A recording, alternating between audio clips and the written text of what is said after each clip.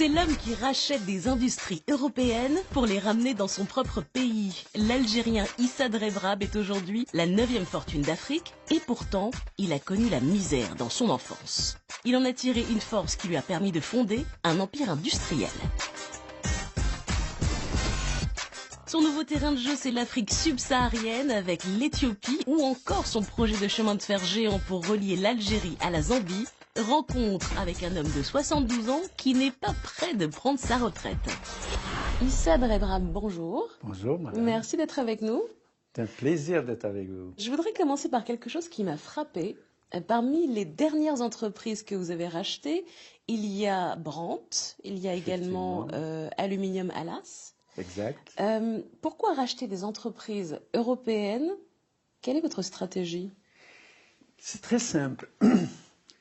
Nous avons, pendant plusieurs décennies, concentré nos investissements en Algérie jusqu'à 2013. Et puis, nous avons connu une croissance fulgurante les 15 dernières années depuis 1999. On est passé de 39 millions de dollars à près de 4 milliards de dollars.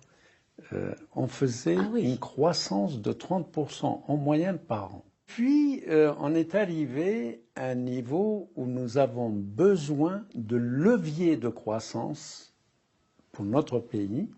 Et pour ça, il fallait y aller chercher cette croissance à l'extérieur, ramener la technologie, ramener aussi des marques et ramener un réseau de distribution à l'échelle mondiale.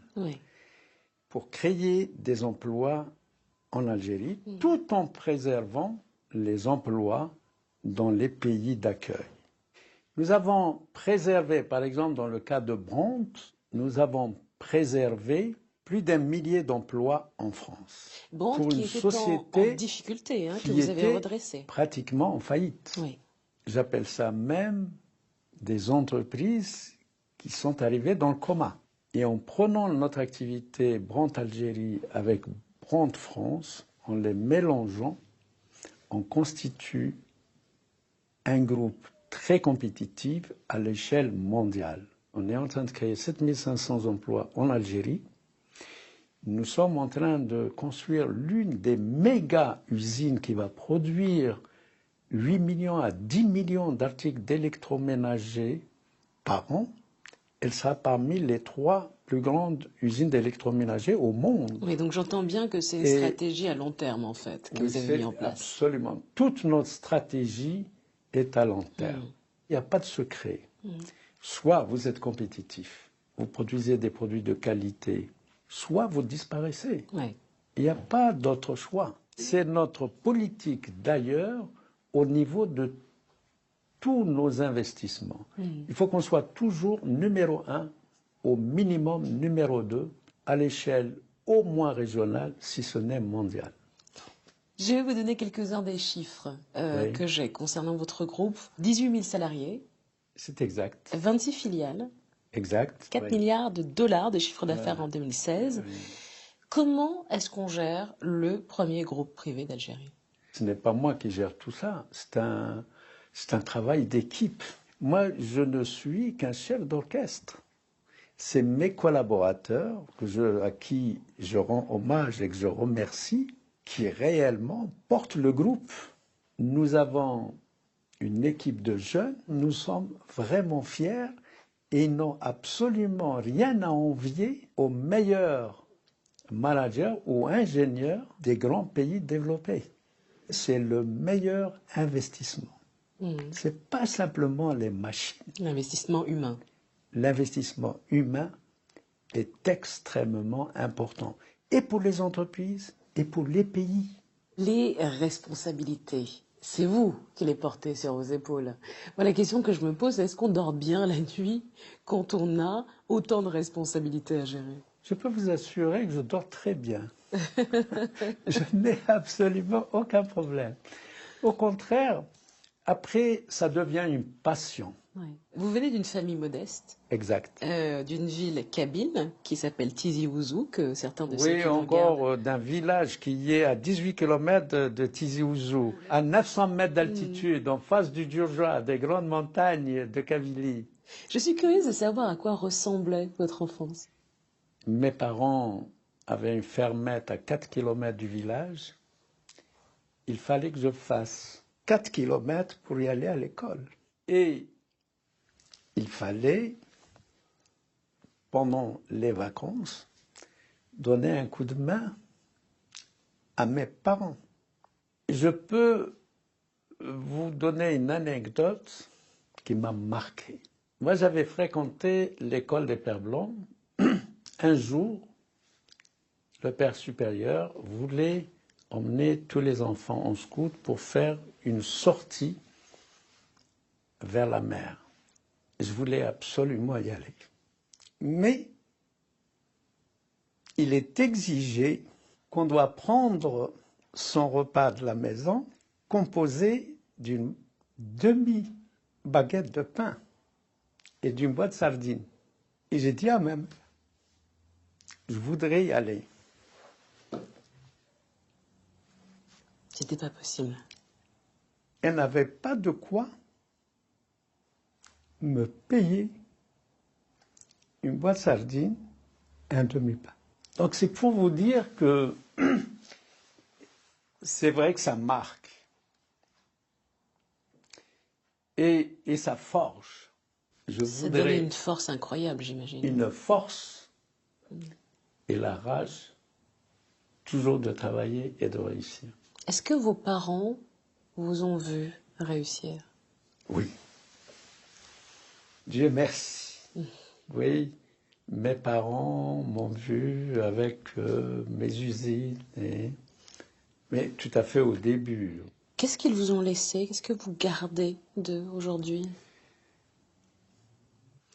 Mon père, c'est quelqu'un de battant. C'est un justicier. Et puis, mon père nous a élevés dans une certaine discipline et de déontologie. D'ailleurs, il me disait, marche droit, sois intègre. Ta seule et unique défense dans ce bas monde, c'est ton intégrité. Mes parents m'ont... La grande richesse qu'ils m'ont donnée, c'est l'éducation. Aujourd'hui, votre groupe est présent sur tous les continents. Oui. Si vous deviez définir la méthode Rebrab, ce serait quoi? Qu'est-ce qui fait votre succès, à votre avis? D'abord, il faut croire à ce qu'on fait. Ça, c'est la première des choses. Deuxièmement, il faut être très ambitieux. Je ne me décourage jamais.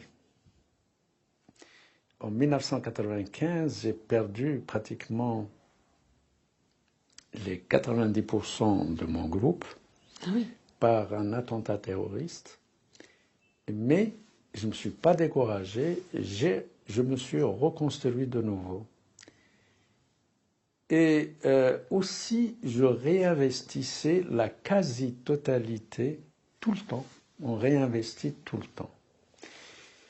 Et puis maintenant, nous investissons dans les dernières technologies, taille mondiale, parce que c'est le seul et unique moyen pour être compétitif. Et nous investissons dans la formation des femmes et des hommes. C'est ce qui constitue la richesse du groupe. Ce que je note tout de même dans votre parcours, c'est qu'il y a très peu d'investissements en Afrique subsaharienne. Est-ce que c'est une zone qui ne vous intéresse pas ou qui est trop risquée pour vous? Non, pas du tout. Écoutez, c'est très simple. J'étais invité par le ministre conseiller commercial de l'ambassade d'abord du Soudan pour investir au Soudan. Mais malheureusement, j'avais deux problèmes. La bureaucratie au niveau du Soudan. Et puis, donc, le Soudan aussi, c'était un pays qui était blacklisté par les Américains. On avait du mal à trouver des financements. Mais maintenant, je viens de revenir de l'Éthiopie et nous avons 4 projets industriels qu'on va réaliser en Éthiopie. Vous savez que Nous avons fait passer l'Algérie du stade importateur au stade exportateur dans le secteur de l'agroalimentaire sucre, dans les huiles végétales, dans les margarines à gaz végétal.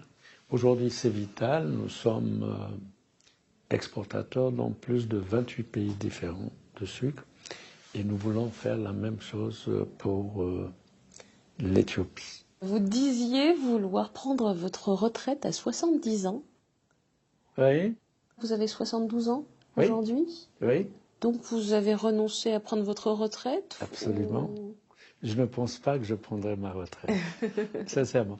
Vous savez, nous avons besoin d'activité au même titre que l'air que nous respirons, au même titre que l'eau que nous buvons, au même titre que la nourriture que nous gurgitons.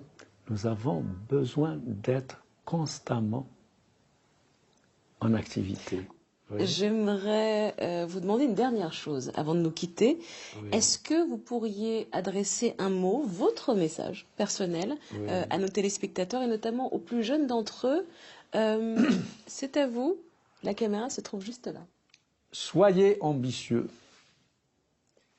croyez en vous-même, n'ayez pas peur de l'échec. L'échec doit vous servir d'un tremplin. La majeure partie du temps, c'est de l'échec qu'est née la réussite. Il faut persévérer, ne perdez pas patience, soyez courageux et la réussite, elle est au bout du chemin. Issa Draab, merci beaucoup. C'est moi qui vous remercie.